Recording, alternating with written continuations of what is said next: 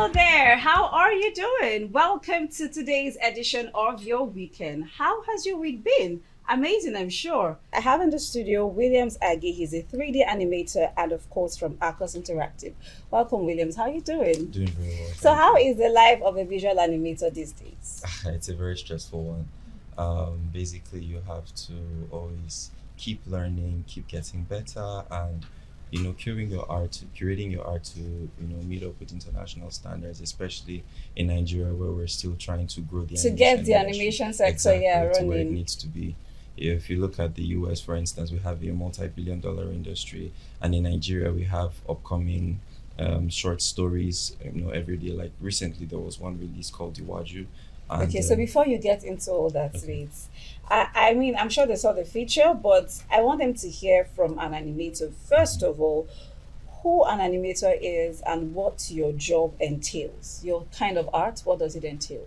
Okay, so I would do a little breakdown. Yeah. So we have 2D and 3D animation, and we Yes. have stop motion. Okay. So 2D animation involves you drawing art, right, and animating it frame by frame. Okay. So in the olden days, we had artists drawing by hand, and they would have to draw every single motion frame by frame. And now we have more modern ways of doing animation called 3D animation, Right. whereby we have to create, a 3D model to mimic what reality is. And when you say create a model, how do you do that? Okay, so we look at the reference, which is we could be a picture of a person, and then we start creating what we call polygons. So these polygons, Not by drawing this time. not by drawing this Okay. time, right? So you could use a mouse or you could use a graphics tablet. Okay. Yeah, so you're basically just creating these polygons to fill up the space and look like what a human looks like, or it could be an animal or an inanimate object, whatever it is. I would say it's an uncharted waters. Mhm. It's not very popular. Someone like me, I'll probably think it's rocket science. It's a big deal. It's not that easy to approach, but you're doing it. And just like you, there's so many other animators who are trying it out, even though, like we said earlier, it's not so popular in Nigeria. So let's talk about how you got into this journey of being an animator. Okay, I've been doing this for 8 years now professionally, Okay. and I started way back when I was in school, in secondary You school. started with 2D. Yes, I started Okay. with 2D animation, and it's been a beautiful journey. Back then, there were really many resources, so I learned through failing, failing over time, Over and and over trying out again. new things. As a kid, I used to be a fan of Marvel movies, so Right. I when I watched the first Spider-Man, I was really thrilled and enthused by what I saw, and that was how my journey started as an animator. Said you've been doing it professionally for 8 years. Yes. So let's talk about artists, other animators, international, local, that inspire you, and how much of their work has made impact in your own work. Okay, as far as international animators go, I would pick Andrew Kramer. Andrew Kramer is an animator and VFX artist. Probably he's more on the independent scale, not working with a major studio, but Okay. he has his own studio.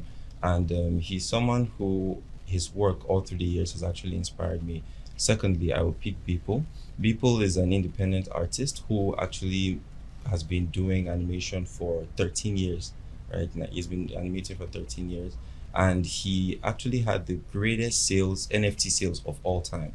He was creating animated content for 4,315 days non-stop. Wow, Yes. I see you're inspired by the big dogs. You're not, you're not doing it smaller. So, okay, so let's talk about how you conceptualize ideas, the whole storyboarding, how you bring characters, to life through your animation. How do you conceptualize that? So, as an animator, you have to be very creative. Yeah. And oftentimes, I spend a lot of time meditating. I could just be listening to music and then staring at the sunset or staring at a beautiful field of flowers. Wow. Yes, I do a lot of that. I have a lot of alone time. So Okay. within those hours, I spend my time thinking about new things, thinking about what life should be represented as. And that gives me enough inspiration to redirect all that energy into creating something beautiful at the end of the day. So it's safe to say that you're probably inspired by nature. I'm probably So let's go inspired by nature. technical now. We've mentioned that there are several animation techniques. You said you started from 2D and now you're doing 3D and all of that. So, but I want to know, besides just 2D and 3D, I like to think that there are other different types of animation technique. I may not know the technicalities or the words, the terms right now, yeah? But let's talk about the particular methods that you use, what drew you to that, and how you experiment, how you've been able to experiment between this and that to get to what you particularly use at the moment. Okay. So as a 3D animator, you have tons of softwares. There are hundreds of softwares that you could use. When I started as an animator, I didn't have all the money to purchase most of these software, so I started from free softwares, one of which is called Cinema 4D. Cinema 4D is not widely an animation tool, it's more of a motion graphics tool. Okay, so now this that you're saying is it different from the animation techniques? Because these are tools, but I'm sure there are technicalities to this. That's what I want to talk about. Technicalities. Yes. Okay, so way back, when you animate as an animator, you have the keyframe methods, right? Okay. So the keyframe methods involve you looking at reference. For example, you could be you sitting, placing your hand on your chin, and then taking your hand back down to your lap. You could watch that reference and try to mimic it, but you're using a mouse, right, to move the character according to that. Then there's also motion capture. Now, I think one of the techniques which I've been able to incorporate into my workflow is creating a method where I have a 3D scan camera. I use that 3D scan camera to capture my motion, and then I translate it into the system, whereby it makes it easier for me to animate the character. So I don't have to start from scratch all the time. Okay. I can incorporate that into my workflow, and it makes it faster for me. And that makes it way easier. It makes it way easier. Everything has gone digital. And so I want to talk about how that has made your work a lot easier, how you've been able to incorporate the likes of AI and all of that in being more productive as a 3D animator. Okay, so artificial intelligence plays a major role in our everyday lives, and I think with the recent wave of AI in animation, people felt it would take their jobs. I was going to ask that. Exactly. Because it feels that way. It feels like you can just use AI to create anything. Actually, AI is creating way more fields, creating way more job opportunities for people to incorporate those skills that they have already into their workflow. So it's like you're embracing something new and you're incorporating into your workflow to help you make your work better. So AI definitely has made my work better over the years. So let's talk collaborations now. Do you collaborate with other artists, writers, directors to create, to make great animation, like a great animation production process? How do these collaborations help your work? Okay, so being an animator, I actually have a team as well. I run a small studio in Abuja here.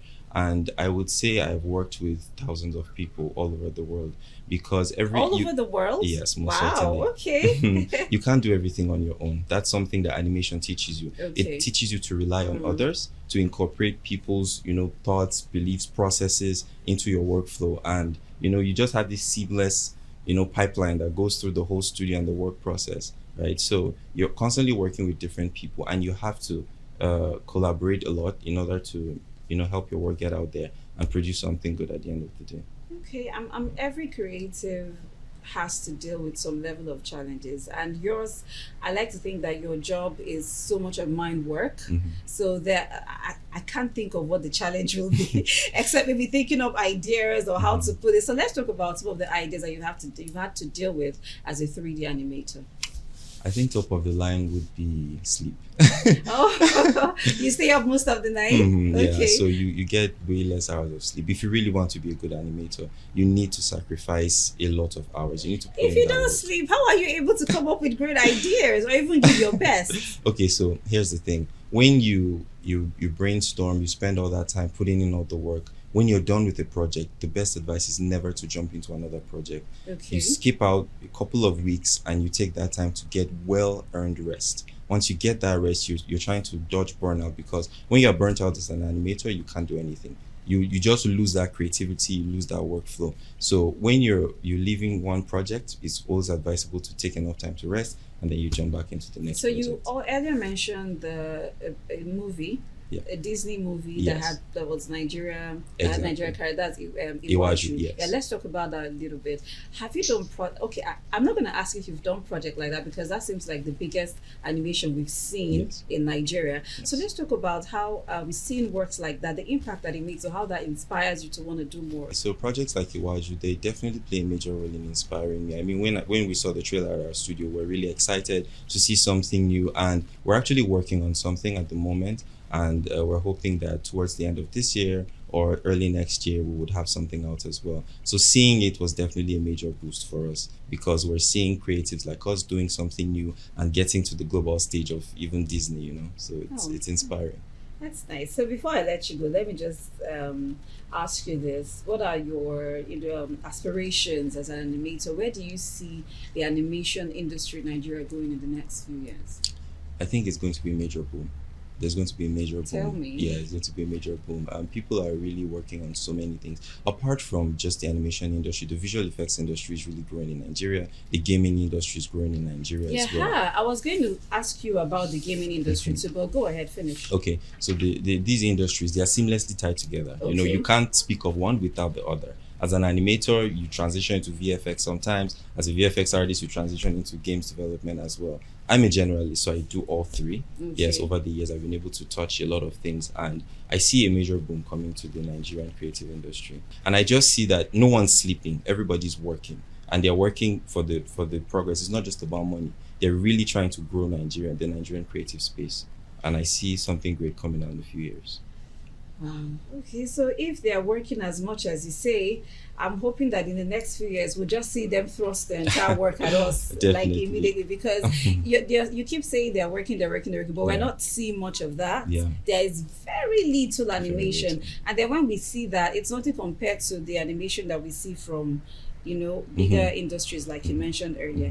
Anyway, we wish you all the best, and hopefully, like you said, the animation industry in Nigeria becomes very big and we begin to cash out of it like they do in bigger nations. Indeed. Thank you, Williams, for coming on the show today, and I hope we get to do this another time, maybe when you've also done projects like Iwaju and the rest of them. Thank you for coming on the show.